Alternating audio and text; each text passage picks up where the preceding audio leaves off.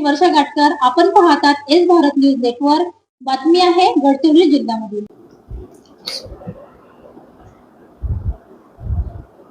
पत्रकार परिषदेमध्ये उपस्थित सर्व भारतीय जनता पार्टीच्या पदाधिकाऱ्यांचा परिचय झालेला आहे, त्यामुळे त्यामध्ये अधिक वेळ घेत नाही.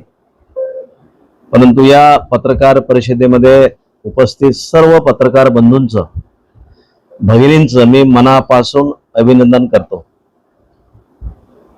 आपल्या सर्वांचं मी स्वागत करतो. खरं म्हणजे आज पत्रकार परिषद घेण्याचा उद्देश अतिशय चांगला आहे. अरे खुर्ची आहे का तिकडे? आहे ना समोर, घे खुर्ची घे. हो हा. आज पत्रकार परिषद घेण्याचा उद्देश म्हणजे महाराष्ट्र राज्याचे आदरणीय मुख्यमंत्री, ज्यांना आपण देवाभाऊ म्हणतो, त्यांचं जेवढं कौतुक करावं, जेवढं अभिनंदन करावं तेवढं कमी आहे. कारण की त्यांनी अतिशय महत्वाचे निर्णय, मग शेतकऱ्यांसाठी असेल, शेतमजुरांसाठी असेल, महिलांचं सक्षमीकरण करण्याचा विषय असेल, अतिशय महत्वाचे निर्णय त्यांनी घेतले. आणि त्यामुळे त्यांचं मी भारतीय जनता पार्टीच्या वतीने, तमाम शेतकऱ्याच्या वतीने, महिलांच्या वतीने मी त्यांचं मनापासून अभिनंदन करतो, त्यांना धन्यवाद देतो. खरं म्हणजे देशामध्ये एकमेव महाराष्ट्र राज्य असं आहे की या राज्यामध्ये आदरणीय देवाभाऊंच्या नेतृत्वात महाराष्ट्राला 2 वेळा कर्जमुक्ती देण्यात आली. शेतकऱ्यांना 2 वेळा कर्जमुक्ती देण्यात आली. ती म्हणजे एक तर पहिली कर्जमाफी छत्रपती शिवाजी महाराज शेतकरी कर्जमुक्ती या नावाने देण्यात आली, आणि दुसरं म्हणजे या नावाने जे कर्जमुक्ती दिली आहे त्यामध्ये 38,000 कोटीची कर्जमुक्ती देण्यात आलेली आहे. दुसरी कर्जमुक्ती दिली ते म्हणजे पुण्यश्लोक अहिल्यादेवी होळकर शेतकरी कर्जमुक्ती योजना या नावाने देण्यात आली, आणि जवळपास 56 लाख शेतकऱ्यांसाठी सुमारे 42,000 कोटीची कर्जमुक्ती करण्यात आली. हा अतिशय मोठा निर्णय झालेला आहे. म्हणजे सरसकट कर्जमाफी देण्याचा निर्णय घेताना काही अटी होत्या, पण त्या अटी सुद्धा राज्य सरकारनं, म्हणजे राज्याचे मुख्यमंत्री देवाभाऊ यांनी दूर केले. आता कोणत्याही अटी त्यामध्ये राहिलेल्या नाही. कर्ज देताना सर्व अटी ज्या होत्या त्या सर्व दूर केलेल्या आहेत त्यांनी. मी आपल्याला सांगू इच्छितो, महाराष्ट्रात कृषी क्षेत्रात काम करणाऱ्या महिलांसाठी महिला शेतकरी सक्षमीकरण विधेयक आणण्यात आलं. ज्या बचत गटाच्या महिला आहेत त्या सक्षम कशा होतील, त्यांना उद्योगात कसं लावता येईल, त्यांचं कुटुंब सक्षम कसं होईल, आणि म्हणून ज्या महिला बचत गट आहेत त्यांना, प्रत्येक महिला बचत गटांना महाराष्ट्रात 1 लाख रुपये देण्यात आले. 1 लाख प्रत्येक महिला बचत गटाला, जेणेकरून त्या सक्षम होतील. जलयुक्त शिवार सारखी योजना, म्हणजे शेतकऱ्यांसाठी जलयुक्त शिवार, म्हणजे यापूर्वी पण होती, परत आता जलयुक्त शिवार प्रत्येक शेतकऱ्यांना सिंचनाची सुविधा झाली पाहिजे, हा उद्देश डोळ्यासमोर ठेवून जलयुक्त शिवार सारखी योजना परत मागच्या सरकारमध्ये आमचं असताना त्यावेळेस आणल्या गेलं होतं, पण आता परत आपल्या देवाभाऊंनी आणलेली आहे शेततळे योजना. केंद्र सरकारकडून म्हणजे खरं म्हणजे केंद्र सरकारचं आणि विशेषतः आदरणीय नरेंद्र मोदींचं सुद्धा कौतुक करावं लागेल, अभिनंदन करावं लागेल. कारण की त्यांनी 12 वर्षामध्ये जे 50 वर्षात ज्यांचं सरकार होतं या देशामध्ये, काँग्रेसचं सरकार, जे 50 वर्षात जे निर्णय घेतले नाही त्यापेक्षा कितीतरी पटीनं निर्णय आदरणीय नरेंद्र मोदी साहेबांनी घेतलेले आहेत. बेटा थोडस तिकडे तिकडे होऊन जा. त्याचे लाडके पंतप्रधान आदरणीय नरेंद्र मोदींजींचं सुद्धा जेवढं कौतुक करावं तेवढं कमी आहे. कारण 50 वर्षात जेवढे निर्णय झाले नाही, काँग्रेसचं सरकार होतं, पण 2014 ते आजपर्यंत म्हणजे आदरणीय पंतप्रधान महोदयाला 12 वर्ष पूर्ण होत आहे. या 12 वर्षामध्ये जे 50 वर्षात जे निर्णय घेतले नाही ते निर्णय 12 वर्षात घेतले. या देशाला विकासाकडे कसं नेता येईल, या देशाला सुख समृद्धी कसं नेता येईल, हा देश विश्वामध्ये पहिला नंबरचा देश कसा होईल.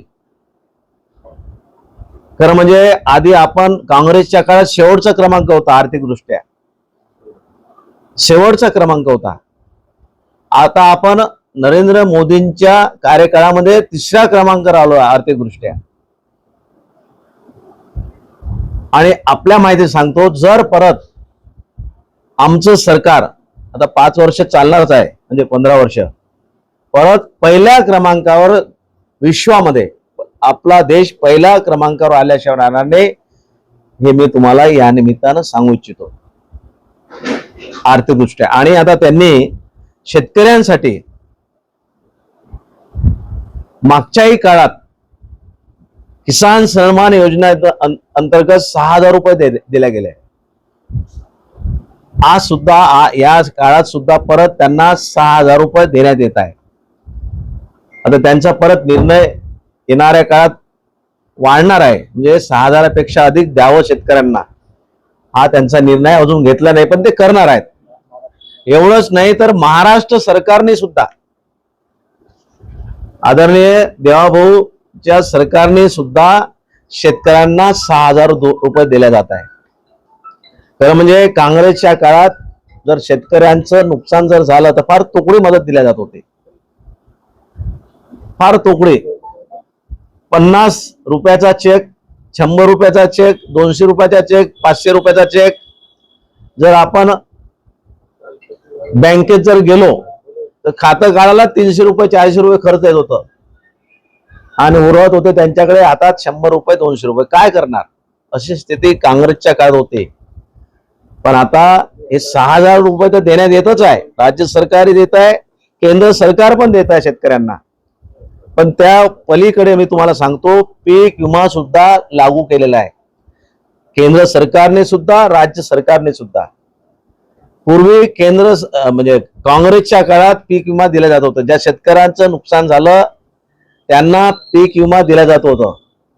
पण केव्हा, म्हणजे दो पाऊस आला, गारपीट आली, धान असो किंवा अजून असं अन्य पीक असो, जर समजा ओला झाला तर त्याला मदत दिल्या जात होती. ते कधी 50%च्या वर नुकसान झालं तरच.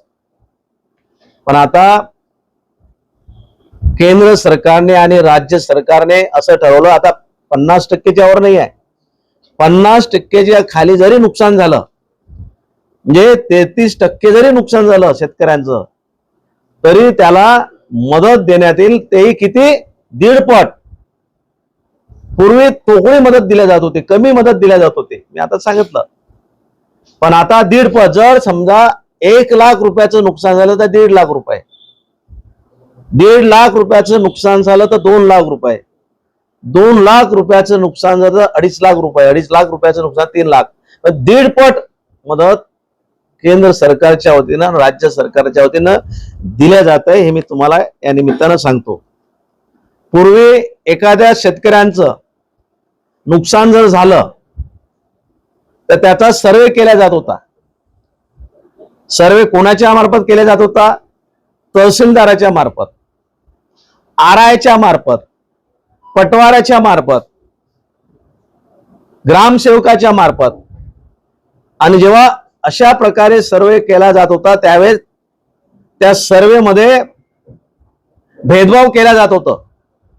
म्हणजे एखाद्या शेतकऱ्याकडून पैसे जर नाही मिळाले तर त्याचा सर्वेच होत नव्हता, आणि ज्यांनी पैसे दिले त्याचं सर्वे केला जात होतं.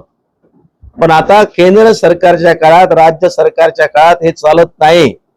आता एआयच्या माध्यमातून, डिजिटलच्या माध्यमातून, गुगलच्या माध्यमातून सर्वे केला जात आहे. म्हणजे आता तहसीलदाराची आवश्यकता नाही, आरआयची आवश्यकता नाही, पटवाऱ्याची आवश्यकता नाही किंवा ग्रामसेवकाची सुद्धा आवश्यकता नाही. डायरेक्ट गुगलच्या माध्यमातून त्या शेतामध्ये ड्रोनच्या माध्यमातून त्या शेतात जाऊन त्याचं किती नुकसान झालं ऍक्च्युअली परफेक्ट, आधी पैसे दिल्यानंतर करत होते पण तेही बरोबर सर्वे केला जात नव्हता, पण आता परफेक्ट सर्वे, ज्या शेतकऱ्यांचं कितीही नुकसान, जास्तीत जास्त नुकसान झालं तरी ते नुकसान त्याचा सर्वे होईल आणि तेवढी भरपाई, नुकसान भरपाई राज्य सरकारच्या माध्यमातून केला जाईल, अशा प्रकारचा निर्णय घेण्यात आलेला आहे. हे मी तुम्हाला या ठिकाणी सांगू इच्छितो. असे एक ना अनेक निर्णय राज्य सरकारने आणि केंद्र सरकारने घेतलेले आहेत. एवढंच नाही तर प्रत्येक व्यक्ती सक्षम कसा झाला पाहिजे या दृष्टीने सुद्धा विचार केलेला आहे.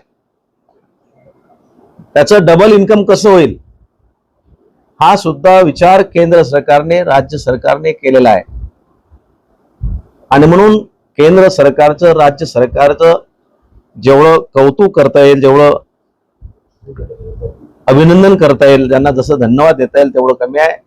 हे मी या पत्रकार परिषदेच्या निमित्तानं आपल्याला या ठिकाणी सांगू इच्छितो.